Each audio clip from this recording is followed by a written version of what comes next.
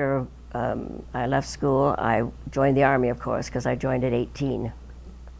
And I was one of the youngest. Well, I wasn't the youngest then, but when I went overseas, I was one of the youngest girls, because you couldn't go overseas unless you were 21. So I happily got in there just as the war ended and had a wonderful trip over there.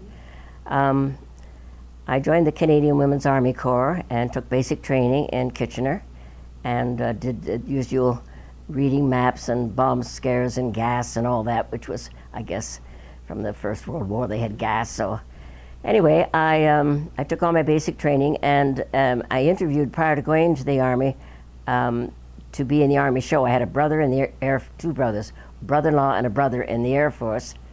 So I wanted to do something. I mean, and I was adventurous. I've always been adventurous anyway. So I decided that I would try and join the Army show. So I went and auditioned with Frank Fusco, who was then, I think, the first violinist with the Toronto Symphony. And he was working with the Army at that time.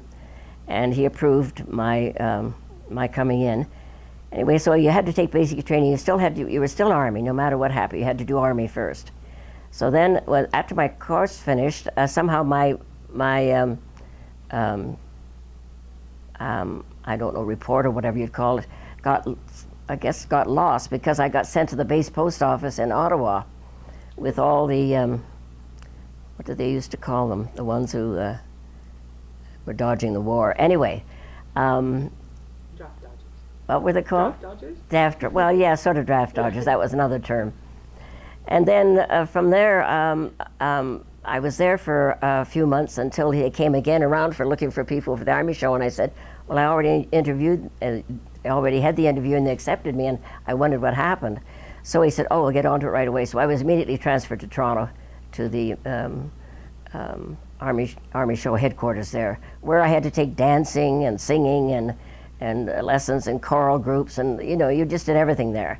Wayne and Schuster were there at the time, and they were great and really funny. They'd already been overseas with shows. And so from there, we got sent overseas. But the funny thing, as I go along, things come back to me that I sort of, just as I said that, I remember that somehow I got gnats in my hair. And they discovered the day I was supposed to go overseas, and they wanted me to go, so I sat for almost 12, more than 12 hours anyway. Well, they took every single hair in my head and pulled out the, what do you call them, bugs anyway, whatever they, like lice? Lice, yes. Heaven knows where I got that. Not my home. And so that was, I thought I wasn't going to go. I was so disappointed. They said, don't worry, we'll get it all out. Anyway, so I did go with my troop and went overseas. And as I was going over, my brother was coming back the other way, and our paths crossed. But we managed to, I think he managed to get through and call me somehow. I think that's a bit vague.